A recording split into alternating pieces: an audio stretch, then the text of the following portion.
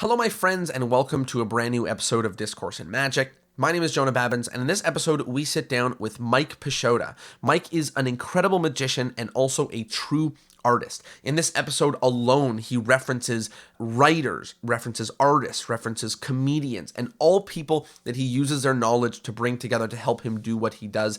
He is a not only regular performer at the Magic Castle, he is a two-time winner of the Close-Up Magician of the Year there, as well as the winner of the Parlor Magician of the Year as well. You're going to learn exactly why, but that is just a little bit about what you're going to learn. This was an action-packed episode, and I know you're going to love it as much as I do. Here it is, a wonderful episode with the one and only Mike Pisciotta.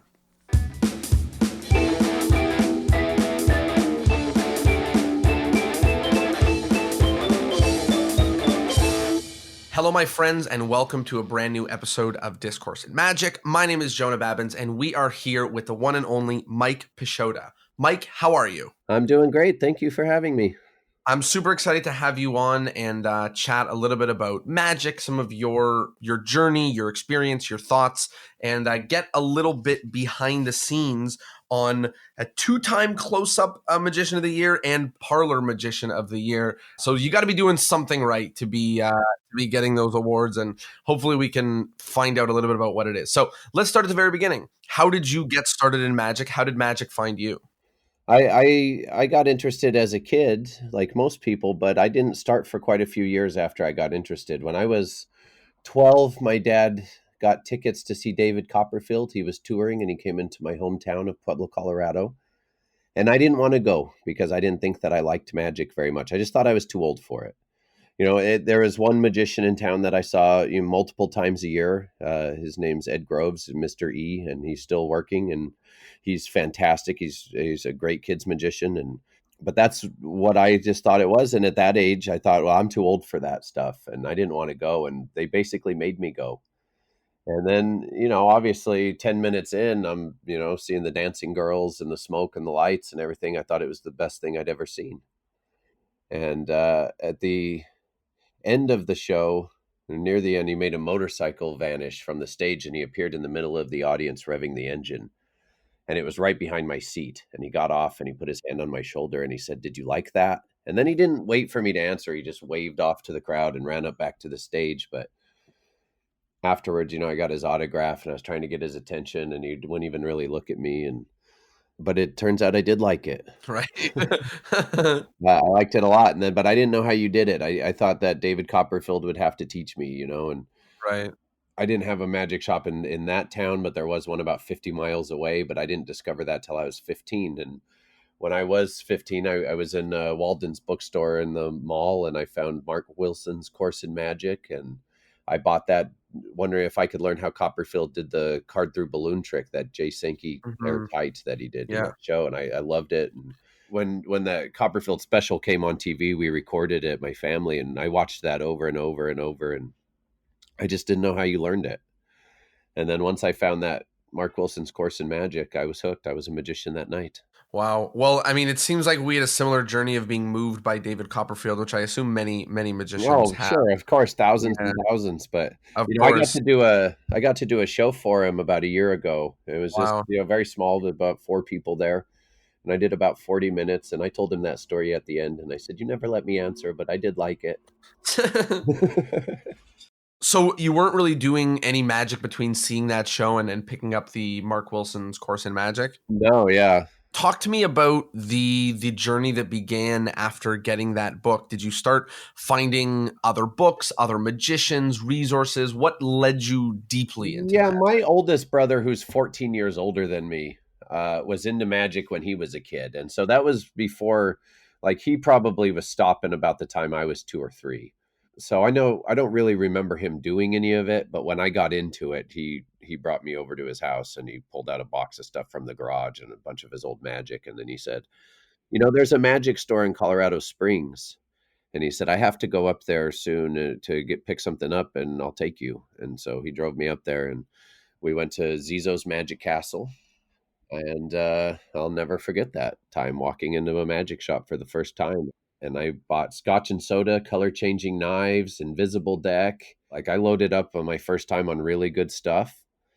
and I met some really good magicians there. The owner of the store is a guy named Mark Modier. The store just closed down about a month ago, sadly. But the owner, Mark Modier, I started coming around enough that he eventually just gave me a job, and I was working with guys like Ed Andres and just some really good magicians. And then Jason England came to town, and Derek Delgadio, and he was a kid, and he would come up and he'd go get me Subway sandwiches, and I would show him stuff, and we became friends. And then when Jason came to town, everything kind of changed. He really changed my path a little bit on the type of magic I do, and How so? he exposed me to a lot of more hardcore card things in the gambling world and Erdnase, and he taught me a lot, and he taught me a lot of things no one else was doing at the time. And I'm an autodidact. I've never had a mentor or a teacher, but he's probably as close as I ever had. Yeah, well, sometimes it takes someone like that in the world of magic to kind of like open you up to whatever the whole thing is that you didn't realize. Maybe as another example is like maybe someone's buying tricks and then someone's like, here, read some books, or maybe someone's working on anything like that, where it just takes someone to really crack open the door in an entirely different direction for you. Yeah, well, Jason was that for me for sure. So, talk to me about how magic started to become a professional thing for you, or how you started to take that kind of leap. I think I knew that very first night I got Mark Wilson's course in magic that I wanted to be a magician. Like that, I knew that night, this is what I'm going to do. And then it was just, many times in life it came up where I had other opportunities and real jobs, and I'd fall into things and get off of my path, and then I'd have to fight my way back to it. And that just kept coming up because I always knew that that's what it was for me. Let's talk a little bit about that kind of being knocked off the path and getting back on. I think that's an experience that many magicians have, especially when, you're young and you kind of like you're interested in magic, you love it, and then maybe you lock up that magic case in your closet for 6 months or a year until you realize that you want to come back to it. Can you talk a little bit about that kind of experience and maybe some of the things, if you can recall, that brought you back or that made you put that work back in? Yeah, absolutely. I mean, I'm a big Joseph Campbell fan, and Joseph Campbell said, "Follow your bliss, and doors will open for you that would not have opened for anybody else. Follow your bliss and don't be afraid." And I've spent most of my life following that advice, but every now and then I'd get wrapped up into something else before I moved to I've been in Los Angeles here for 16 years, and I came out here just because the Magic Castle was here.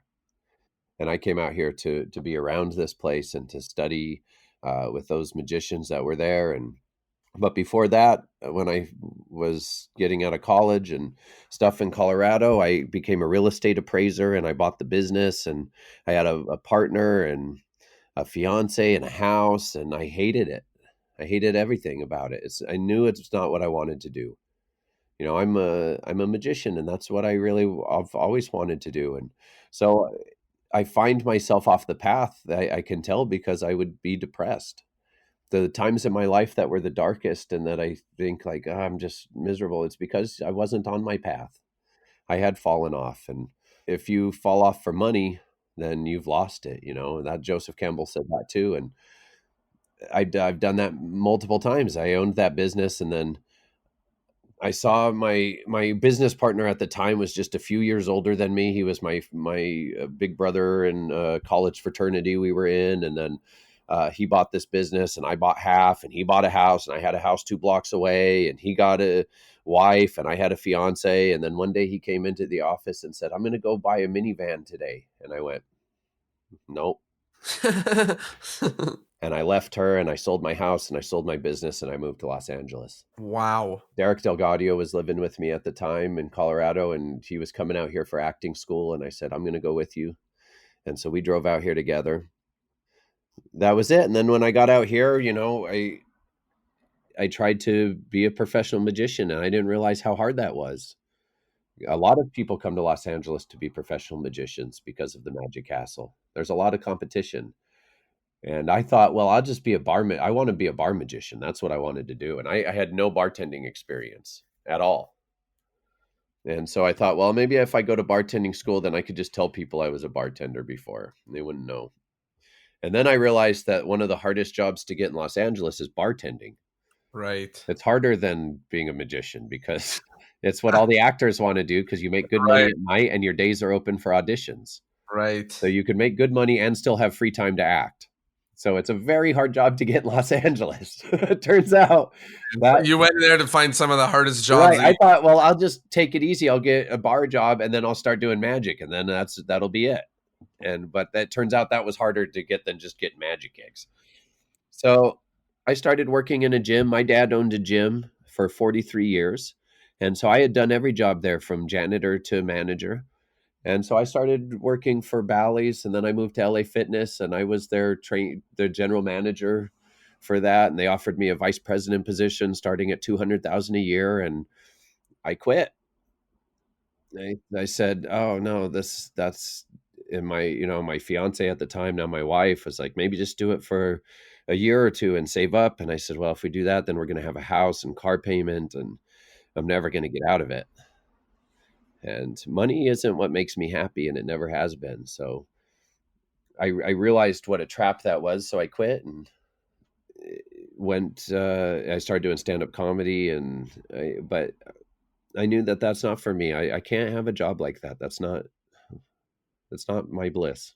Well, it's amazing to be in such close contact with the way that you feel and to be able to make those, challenging decisions. I'm sure both times back in Colorado and in Yeah. LA that those weren't easy decisions. Well, again, But it came through, man, I'm really depressed and I don't like my life and I'm not happy. And well, why? Why aren't I happy? Well, I'm not happy because I'm not doing what I like to do and I don't like the way my days are spent. I'd love to dig a little deeper in terms of like what is it in magic that you spend your days doing that is the thing that fills you with joy? Is it the creating? Is it the performing? Is it the looser schedule? Is it the combination of those things? What about It's all of that, but for me, magic is a microcosm of the whole universe. It's mystery. I love it. It used to be the thing that bothered me more than anything was mystery. Like, I don't know how the universe works, and I won't, and I'm not smart enough to know it. And I champion scientists like a cheerleader, but I can't do that myself. But I want to know, and it used to really bother me that we don't know how anything works. And what we do know is just such a small amount of what there is. And now I realize that that's the best thing. It's so beautiful. Like that's the gift. The mystery is the gift. It's like an ant standing at the base of a skyscraper and trying to figure out what type of business they're doing inside. I can't know that. And so that's what magic is, like a microcosm of that, right? It's even though I know a little bit more of what's going on than the other people in the room, I still don't get it either. Like I don't. I think that it's beautiful. I invite mystery into my life now, and I like that part of it. But yes, I like the schedule, and I like I get to be home with my kids all day, and I don't have to worry about being gone, 8 hours during the day. I leave at night, and they go to bed, and I go do my magic shows, and I love that. I love the reaction to it. I love the performing, the connecting with the audience. I like creating material. I like a lot of aspects of it. There's parts of it I don't like, and there's parts of it I do like. Mhm. But I love what you said about the mystery and kind of like that idea of mystery is part of what's so exciting about magic and to be working in an industry of mystery and giving these shared experiences to people versus operating a gym, which there's nothing wrong with it, but it's as far removed from Right. those sort of questions and those sort of those bits of life as one could get. And let people experience that and realize that it is a beautiful thing, and then they get to experience magic. And real magic. I believe magic's a real thing. I use sleight of hand and misdirection to show it to you, but that doesn't mean that it's less real, the end result of it. Aleister Crowley said that magic is a change in consciousness based on the will. You make people think a certain thing. So in that respect, all art is magic, right? Advertising is like black magic. That's what I went to school for, advertising, public relations, and psychology. And I realized that's all black magic. That's what it is. You get people to think the same banal thoughts at the same time, and everybody, it's just. But with magic, I can share that love of the mystery with everybody else, and if I could get somebody to experience that, then especially when people think that they like I did as a kid. I didn't think I liked magic, and then I saw good magic, and I went, "Oh, I do like it." If you can't hear music, playing the violin is just scraping a cat's entrails with horse's hair, right? But if you can hear music, you know it's more than that. And if you can feel music, you know it's even more than that. And that's what magic is for me.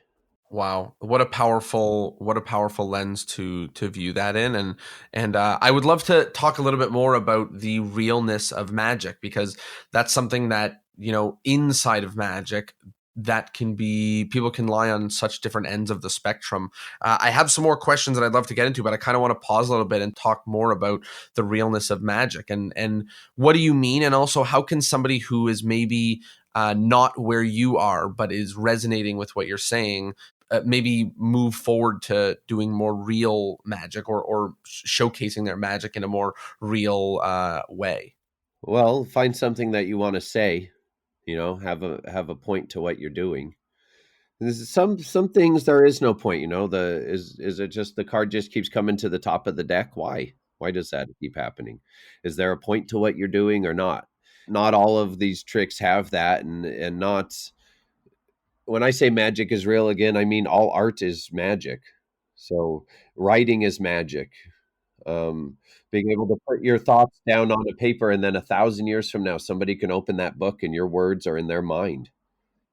That's, and now I can affect your consciousness. I can change your consciousness based on that and make you think my thoughts, right? Or what it is I want you to feel or think about a certain thing. And again, a change in consciousness based on the will is what I mean. I don't mean that the supernatural is real. I don't have any supernatural powers. I'm not claiming that. I'm not claiming that I get the card to the top of the deck through supernatural means. I use sleight of hand and misdirection like everybody else. But those are tools, and they're just tools, right? It's not the end result. And I think a lot of times magicians mistake the means for the end. I want to talk a little bit about your journey moving to LA. I know you said that in terms of the getting of the bartending and magic work, it was a little bit challenging. Did you find that your level of magic was raised based on either competition or your surroundings in the way that you had hoped that it would be on the decision to make the journey there? I think my level of magic was certainly raised on my surroundings. Being out here was, I was around a lot of great magicians here in Los Angeles and at the Magic Castle, and my friends. And again, I'm an autodidact, but I've learned a lot from my friends over the years. So yes, that certainly has raised the level for me. The big change in my performing and my magic just came through doing it a lot. And thousands and thousands of shows. That's the key. There is a real secret to magic. I'll give it to you. You just got to do a lot of it. You got to perform a lot. I worked in that magic store for 6 years in Colorado, and I worked as a restaurant magician for years, and so you get a lot of time. But until I got this bar gig here at the castle, I've been the resident bar magician there for 7 years. And again, when I started it, I had no bartending experience. I was out here in LA for a long time before I did that. I've been out here 16 years now. And again, the original plan was to be a bar magician. Well, that didn't take fruition until about 7 years ago. I finally convinced them, and I got the Hat and Hair Bar at the Magic Castle. And in that time now, I've probably done about 12,000 shows. And there's nothing that can replace that. Nothing. There's no amount of mirror practice. Yeah, I was gonna say sometimes I feel like, I'm interviewing the best magicians in the world for all of them to just tell me to perform more. you know, That's the secret to magic, though. well, at least they know that the secret was around the 18-minute mark in this episode, so I can tell them exactly where it was. But that is really the thing, because you can practice all day in your room, but until you're in front of real people, and the way that those situations take place and unfold when you're doing these things, believe me, I've made every mistake that I can make in front of an audience. Well, not see again. That's how you get in trouble. No, I haven't, but I've made a lot of them. I've made a lot of mistakes to the point where when it happens now, whatever, I'm going to get out of it. The tricks themselves really don't matter to me anymore. It's all the way that they go together and the way that I make people feel with the things that I say. So the but all of that comfort could only come because I've done 12,000 shows there. So I can be comfortable enough to go, oh, this trick's failing, and it's not a problem for me. I can get out of it, and not only that, it's going to be fine. You know, but yeah, that wasn't always the case. Totally. And it's amount of confidence that even when feels like kind of the world is burning around you or everything's going horribly wrong, you still know you're going to get it home and you still know that it's going to turn out okay. Talk to me a little bit about the timeline, and then we'll get into some of the effects, but the timeline of you trying stand up for a bit. So, how long were you in LA? Were you doing a lot of magic in LA before you went to do some stand up? Tell me about what led you in that direction. Yeah, I mean, I was doing it as a hobby, and I was working in the gyms. And I mean, magic was still the goal, and it's what I was doing. And but stand up was something also since I was a kid that is just really always I've always wanted to do, and it just seemed really scary. And then I realized that I was in the right place to do it.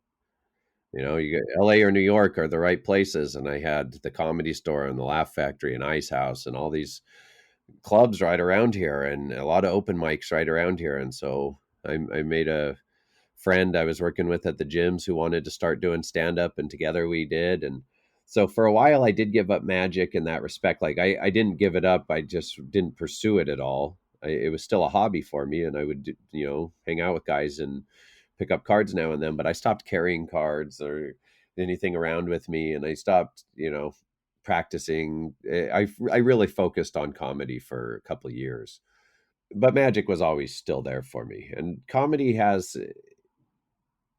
taken me far in my magic. Being able to stand up on stage with nothing and just talk for, you know, 20 minutes is a lot harder. Oh, for And sure. to be entertaining and do that is a big deal. So it gave me a lot of confidence now with my magic. But it's a really hard world, and it's a hard business to break into, much harder than magic. You get to you start with all the open mics, and then you just do that. Like you got to go sit there for an hour and a half and listen to a bunch of comedians who aren't listening to you. Like they're all just sitting there writing in their notebooks, and then you get up and you only get 3 minutes. And then you got to go across town and sit in another one and do it again for 3 more minutes. And then you try to get another, and maybe get three a night like that. And that's your whole night driving around and trying to get 3 minutes at a time. So all that to work 9 minutes of material, and nobody was really listening to. And if you do that enough and you get enough, laughs, and those some comedians that run other shows will start asking you to come, and you start getting bringer shows, 5 minute right? spots. But yeah, 5 minutes maybe, but then you also get it like, well, you have to sell 10 tickets. And I was doing a lot of Comedy Store shows and belly room shows, but it was like, well, you have to sell 10 tickets or pay $100 to be on stage. So I'm trying to sell tickets. Then I keep inviting the same people. All my friends keep coming to support me. But with comedy, you got to keep doing that same material over and over until it gets good. You got to, smooth it out and cut here. And I felt like I always had to have new material because it was only the same people ever coming to see me. And they don't want to keep hearing the same things over and over. So I have to have new material every time. And it's hard to craft an act like that. The last show I did, only my wife, and who was my fiance at the time, and Delgadio showed up. And I finished this show, and the guy that was hosting it, I got off stage and he came and he said, Mike, you killed it. You blew the roof off, but I can't give you that DVD of your set because you didn't bring 8 people. And you just said I was the best comedian of your night, and you won't give me the DVD. And you're not paying me to be here. That was the thing. Like, I did your show for free. I had to sell tickets. That was the last one, and I looked at Delgadio and I'm like, no, okay, I'm done with this. Like, that was it for me. I went back to I can keep pushing comedy, and maybe in a couple years I'm at the point where I'm headlining, and now I'm going around and I'm sharing a motel with a bunch of other comedians, and I'm sleeping on the floor, and we're all sharing a van to get from place to place. Or I can charge somebody $5,000 for an hour magic show and have them fly me across the country and put me in a nice hotel. Yeah. Do you think that if it wasn't for the unwelcoming environment, let's just call it, that maybe you would have stayed longer in the world of comedy? Yes, but magic was always calling me back. Like I was never a You knew. You knew. I knew it's always been a big part of my life, and it's where I love it. One thing that stuck out to me about what you said about comedy, even getting started, was that when you and your friend wanted to start doing it, you did it because it always excited you, but it was also scary. It was something Oh that yeah. scared. And I think that that's a really meaningful thing to keep in mind, that when you ask all these actors, and they're asked to do a role in an upcoming movie, they might turn it down because it's something that they've already done before, right? They're like, I've already played that character. I would like to play a character that is outside of what I do, outside of my comfort zone, outside of what I know.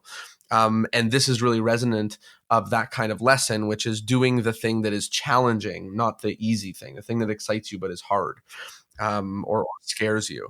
So that's a really, really meaningful direction for you to take that in. Can you talk a little bit about some of the things that comedy has done for your magic and has helped you been able to do, or some of the lessons that you've maybe been able to hold on to even till now? Well, the most is the confidence of being able to be up in front of people without the magic as a crutch. I can stand up there and talk, and I realize that that's interesting to people. And then I realized that's the good part of my show. Like I said, the tricks are interchangeable. I can find other effects that will fit that purpose of what it is I'm trying to do or say. But it's the things that I say and the stories that I tell that resonate with people. That's why they like me. I don't book a lot of shows where people are looking for a magician. I book I book the shows where people are looking for Mike Pisciotta.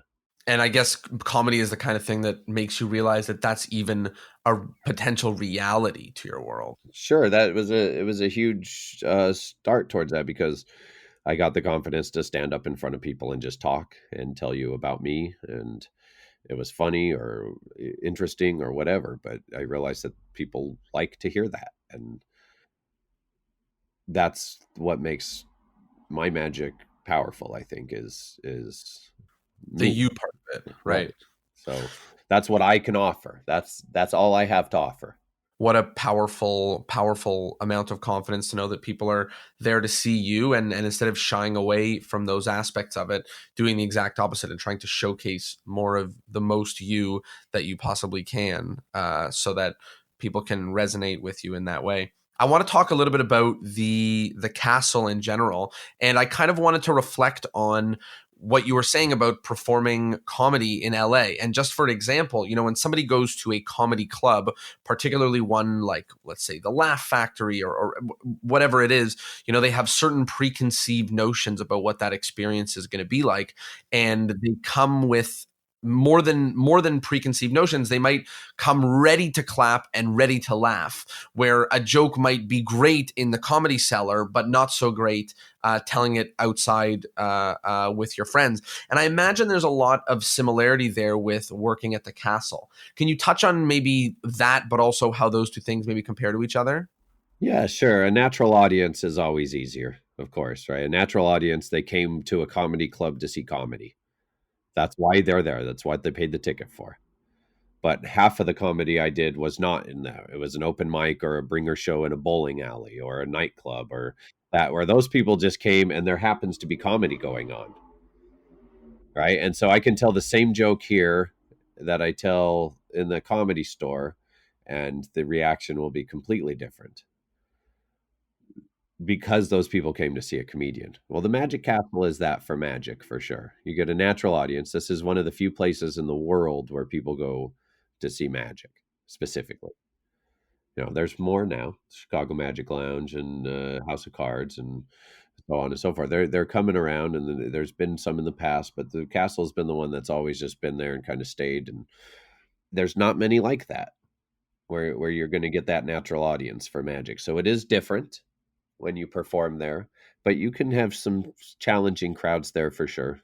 Also, Maybe not necessarily a specific example, although you're welcome to, but what kind of commonalities are you seeing when you say a challenging crowd?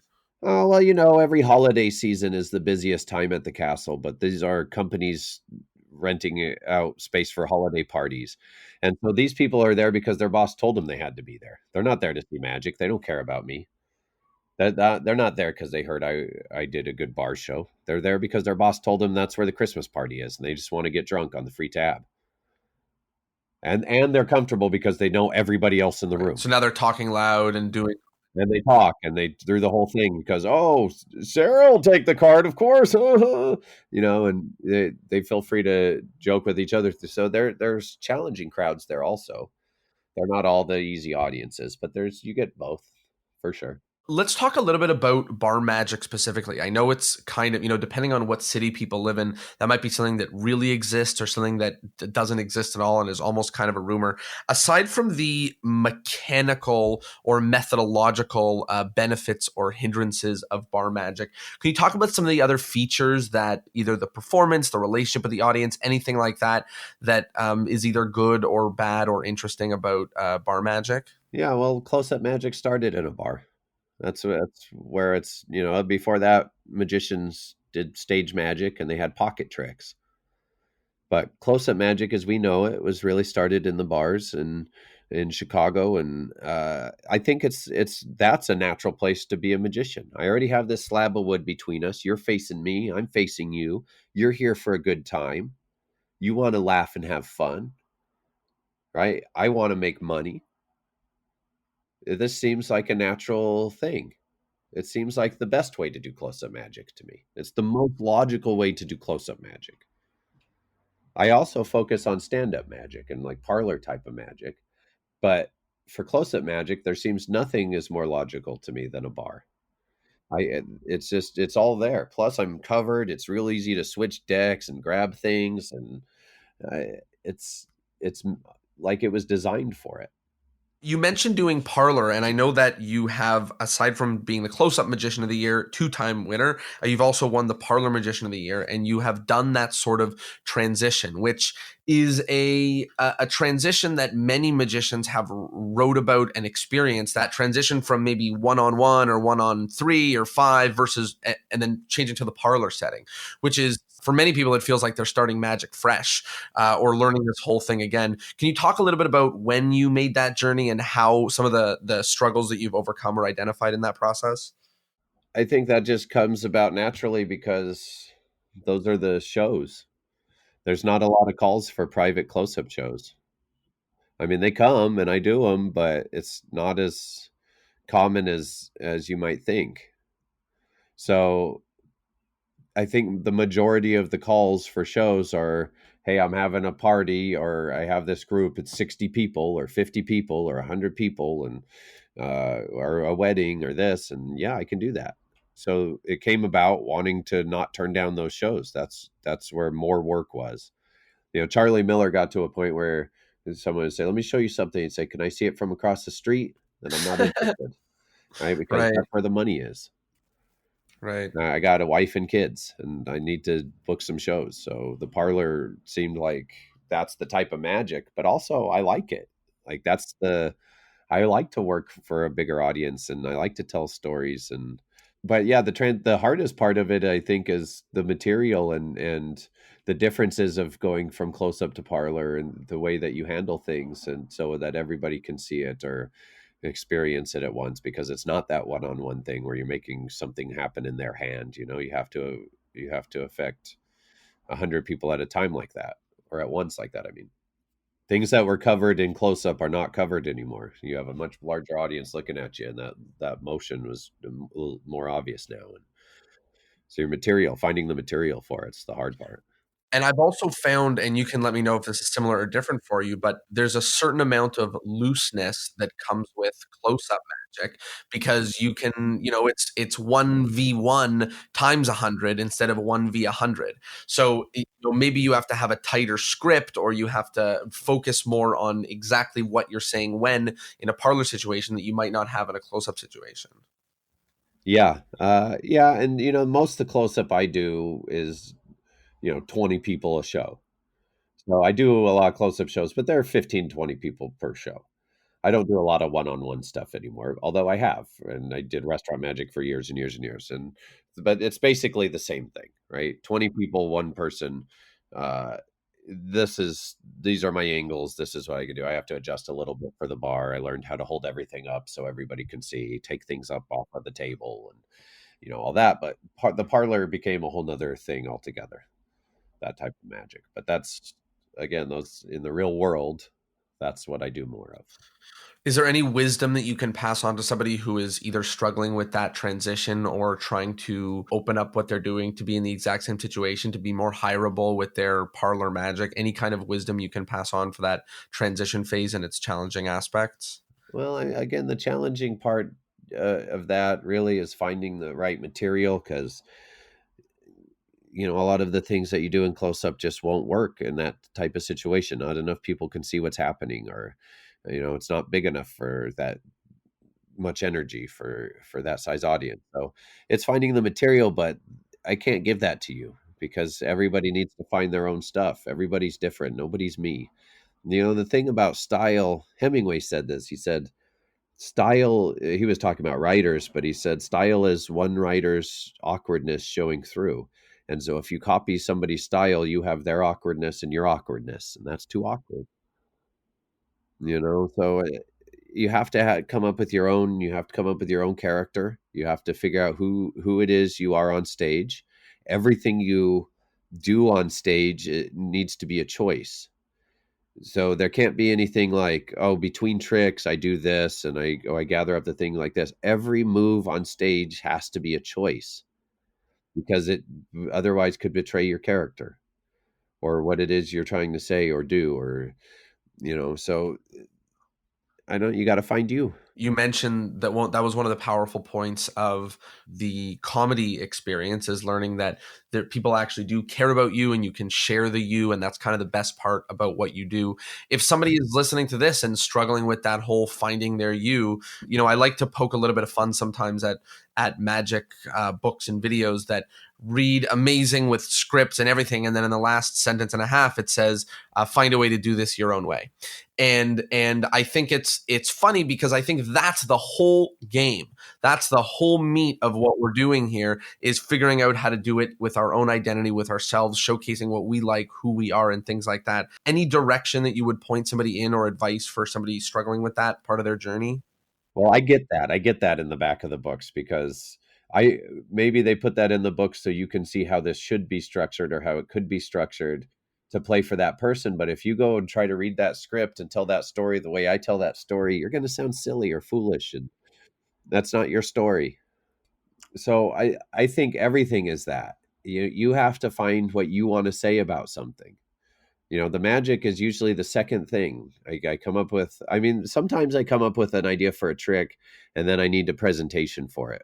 But more often than not, it's the other way around.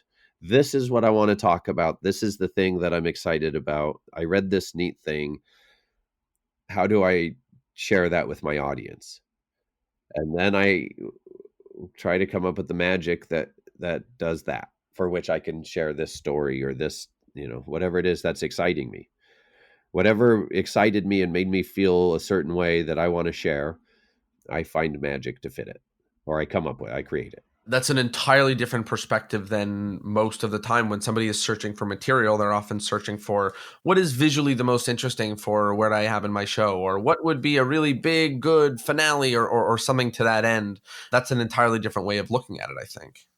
Do you have any wisdom for people about that sort of finding their voice and how they can do it? I know that for myself, when I'm faced with that thought of what is it that I want to say, I'm like, heck, I'm 25 years old. Like I have not, what do I have to say? Like, and some ways I think you got to dig a little deeper. In other ways, I think like, I don't know.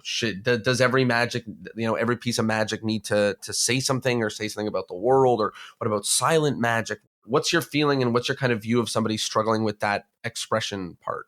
I don't know. My message now is different than when I was 25, but to go back to the Joseph Campbell, follow your bliss. When you're off your path, So what it is you want to talk about, what excites you? Where is it that you feel your rapture? When do you feel bliss? I can't answer those questions for you, but when you feel it, That's the thing that you should be sharing with me.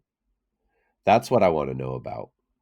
So it's hard. No, I don't think everything needs to be a long story, and because that doesn't work. Not everything needs to be that. Some things could be visual, but that better have a purpose too. Like I said, everything on stage is a choice. So if I have an effect in the middle that I don't say anything, or it will still fit my message, because the point of it maybe was to release tension or to release energy, right? That's what I do with an audience, is I manipulate energy. That's what it is. I'm standing in front of an audience, and eventually I try to make them one unit. We're breathing together. We're all thinking the same thing at the same time, and then I rip the rug out from underneath you, and then I have to let you catch your breath a little bit, so I could do a little quick thing in between, and you calm down, and now I could hit you with something heavy again, or knock you off balance again. It's like a boxer. Not everything is right hook. You got to throw some jabs out there too, and you got to push them up against the rope sometime, and you got to dance around, and then you can unload on them. You've mentioned some or many people outside of the world of magic, some comedians, but also some writers as well. Talk to me a little bit about some of the importance of digging into some other areas and some areas that have really been valuable for you and have great impact on your magic. Well, most of the magic or ideas I get do not come from magic books. So you can get magic from anything. Where is your bliss? Where is your rapture? What inspires you? I read a lot of philosophy. I read a lot of novels. I read a lot. That's the key, I think, for all of what I do. People like to hear the things I say, and it's not necessarily my ideas. They're things I picked up from smarter people through the years, you know, and put together as a philosophy of my own. And but that's how we learn. That's what human beings do, right? But I think that's hugely important, is to have a broad range of interests. You can't just study magic. And if you do, if you just read the Darwin Ortiz books and you try to be like Darwin Ortiz, it's not going to come off good. You're not him, or whoever. I want to hear a little bit about your stance on originality and potentially theft, but just creativity, originality. What's your feelings on that subject, and has that sort of thing touched you in any way? I don't want to be doing anything anybody else is doing. And that doesn't mean that every trick I do is my own. That's not true.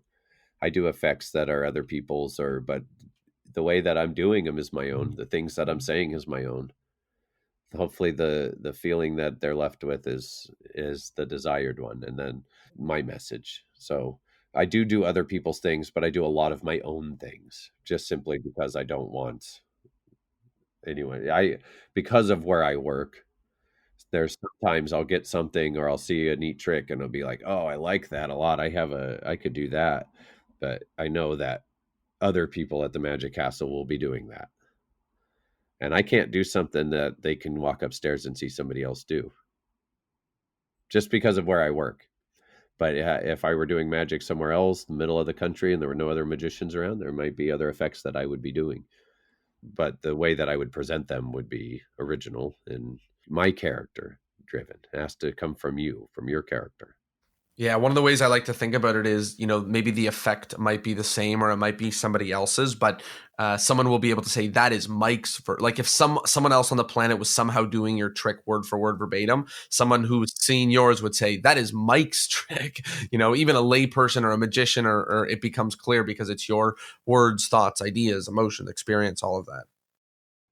Right. And I have people steal my lines all the time. I see magicians sometimes with notebooks writing down the things that I say.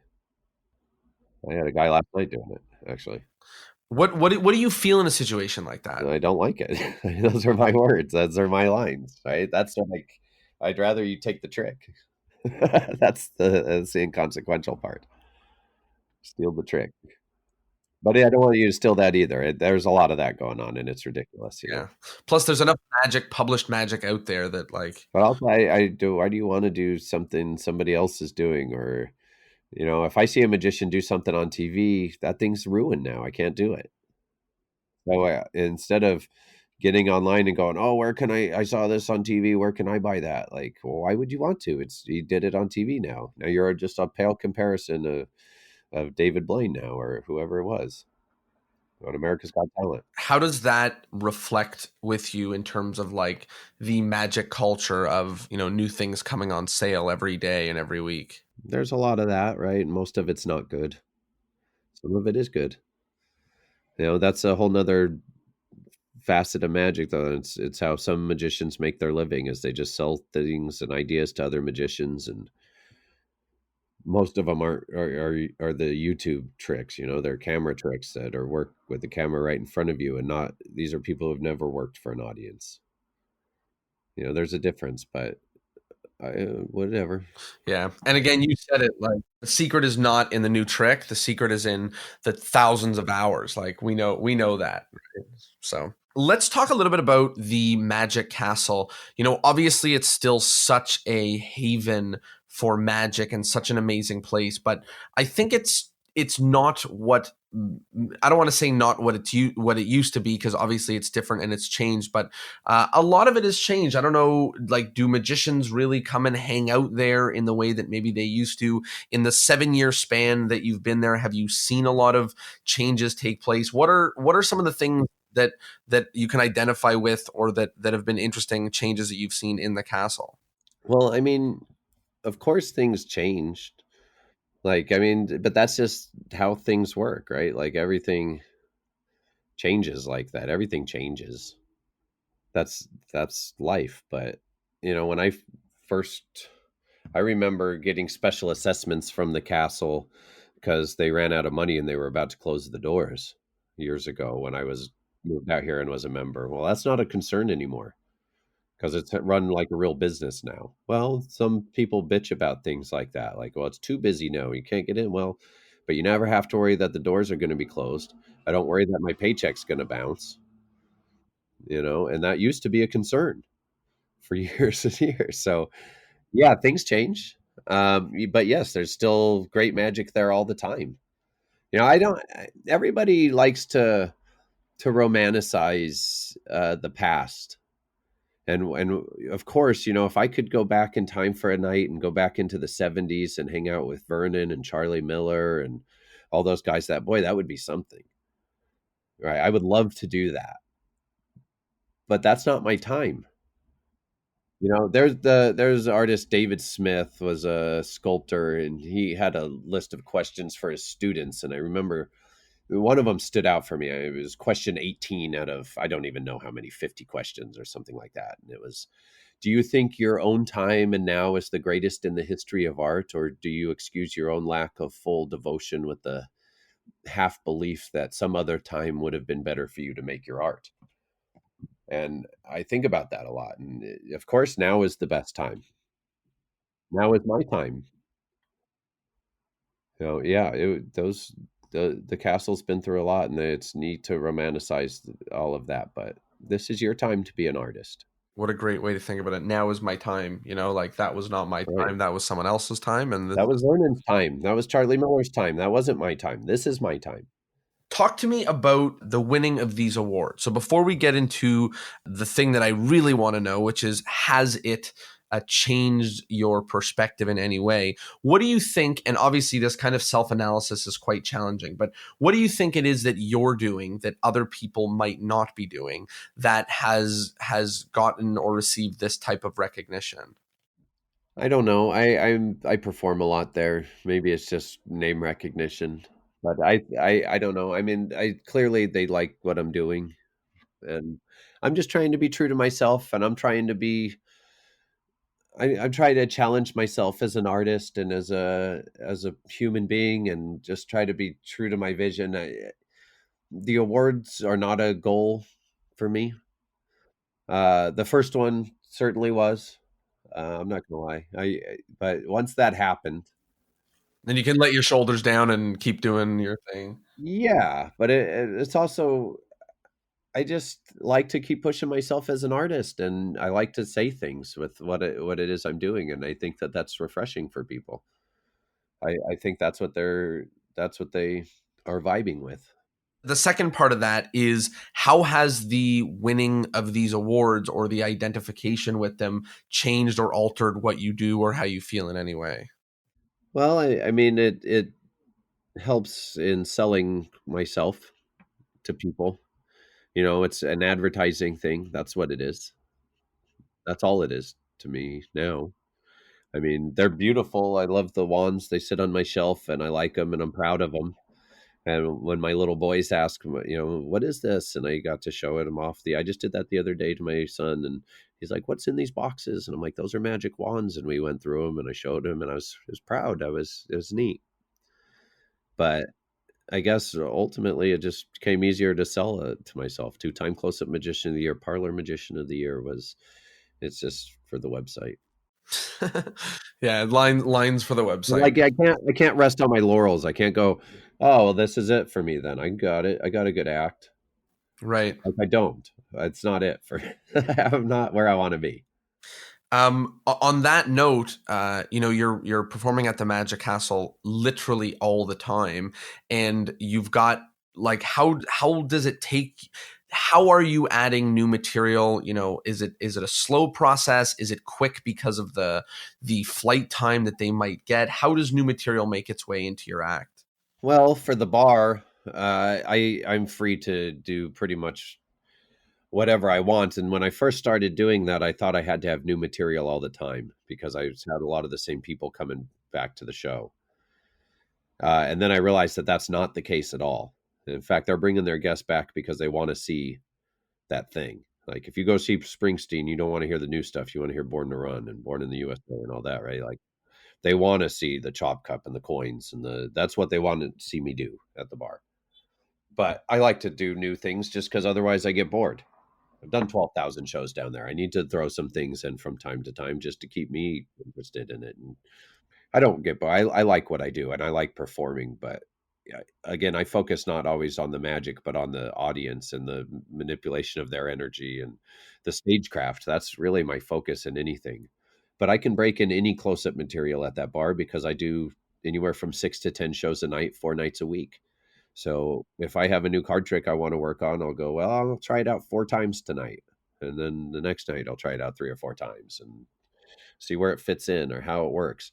The other material that I do is the parlor type of material. And I don't work that at the castle a lot, once or twice a year. I just finished a week in the parlor.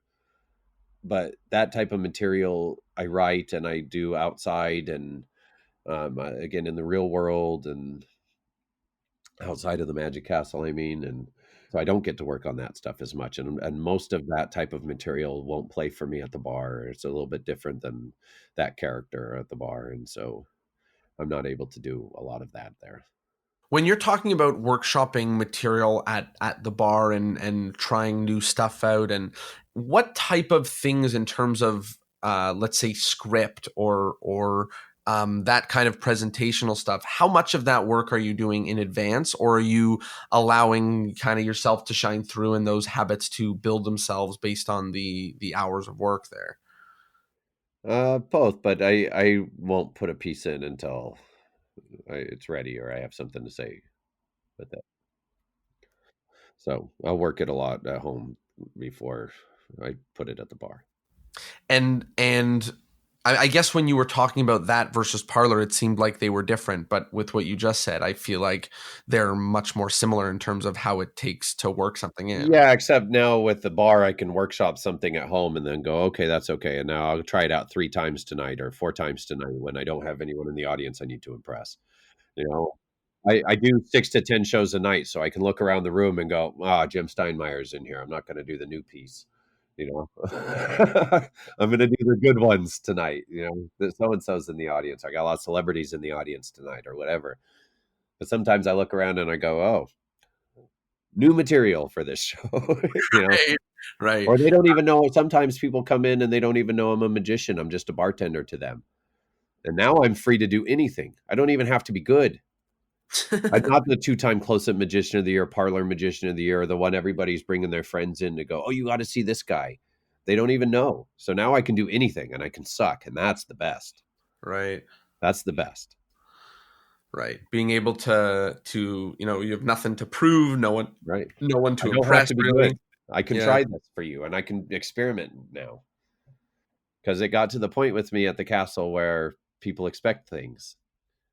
And that makes it harder to add in that new material, but I can add in one or two things here and there. It's not a big deal, and it'll be fine. And some middle piece or whatever, and it doesn't even matter if it's not good. Or, but when I have those shows where nobody knows me, then I'm free to do anything. We can really experiment and get into things, and I can jazz, and I like that. I love that. That's awesome. And I love what you've been saying about kind of working with the energies of the audience and conducting that and moving through that. And just that's kind of not to say that's the important part, but that's the part that excites you most, that resonates, with you. That's the part that you really, click, get into the rhythm of and everything like that.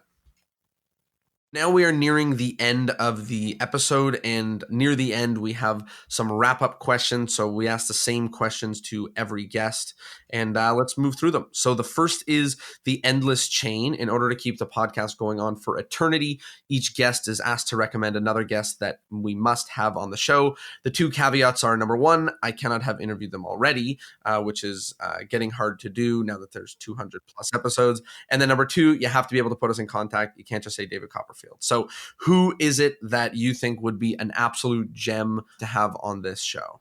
Have you interviewed Jared Koff or Paul Vigil? Yes and yes. Those are my two best buddies. Yeah, they're awesome. Philosophy on Magic. Have you interviewed John Wilson? No. Well, then John No. Wilson. Fantastic. The next thing is about modern magic. So there's been a lot of different things happening in the world of magic recently. Let's say the world of 2020 or 2019. What's something going on in the world of modern magic or the world of magic now that you like, and something going on in the world of magic now that you don't like or could do without? I like that there's the art coming back to it, like Del Gaudio, and there's other stage shows and things that have pushed magic forward, I think, recently. What I don't like is the Instagram, YouTube type of magic. I think it's pointless, and it doesn't work in the real world, and it's just for clicks. And but I don't know. There's probably good ideas there too. The second last is the take home point. So people have been listening to us talk about magic and theory and performing and the castle and stand up and everything for about an hour now. And if someone's to listen to this and take home one thing, one important message when they think back to this episode, what would you love that one thing to be? Follow your bliss. Follow your bliss. I love it. I think that's not an easy tool, but a simple tool to help us navigate ourselves and our magic. And finally, plugs. Where can people find you? Where can people find your magic? And I know the answer to the last one, but to say it as well, where can people see you perform? The Magic Castle right now. I'm back, so I'm there Thursday through Sunday, typically at the bar at the Hat and Hare, and then otherwise I'm just doing private shows right now. Beautiful. But you can see me at conventions and all over the place throughout the year, hopefully. Awesome. Well, with that, Mike, thank you so much for this. This was awesome, and a lot of valuable things, and really a lot of things stuck with me from this episode. But the one that is really resonating with me is that find your bliss, and that the answer to probably every question lies in there. So yeah. Where your rapture lies, and when you're not happy, and you know, and only and you know what, not what you think people should think your bliss is, not right. what makes other people happy, Right. not what you think should make other people happy. What makes you happy? Where is your bliss? What excites you? And there could be more than one answer, and then that's where your magic lies. Awesome. Well, thank you so much. This was an absolutely incredible episode. Thank you for your time and your wisdom. Pleasure. Thank you. And of course, a big, huge thank you to everybody at home who joined us, listened, learned something, and most importantly, put it into action and brought it into the real world. Thanks for being here, and we'll see you all next Thursday. Peace.